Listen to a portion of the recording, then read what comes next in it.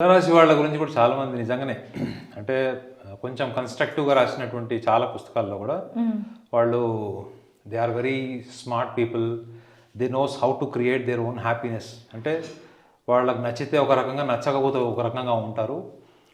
వాళ్ళు లైఫ్లో ఎన్ని అన్సర్టనిటీస్, ఎన్ని బ్రేకప్స్ ఉన్నా కానీ వాళ్ళు పైకి కనిపించినంత డిప్రెషన్ కానీ, బాధలో కానీ వాళ్ళు లోపల ఉండరు అని బుక్స్లో రాసింది.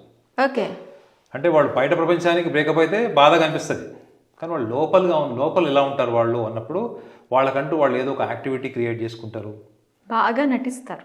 నో గుర్తుపెట్టుకోండి, వాళ్ళకి నటించడం రాదు. తులారాశి వాళ్ళు అబద్ధాలు చెప్తారేమో అప్పుడప్పుడు, కానీ నటించడం రాదు వాళ్ళకి. ఎందుకు అంటే గుర్తుపెట్టుకోండి, మీరే చెప్పారు వాళ్ళు ఎక్స్ప్రెసివ్ అని.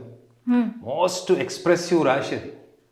వాళ్ళకి మెయిన్ థింగ్ ఏంటంటే వాళ్ళు they are not scared of anything, they are fearless people. వాళ్ళు దేనికి భయపడరు. రెండోది, వాళ్ళు ఎక్కువగా ఆలోచన ప్రణాళికతో కన్నా ఎక్కువగా ఇన్స్టింక్ట్,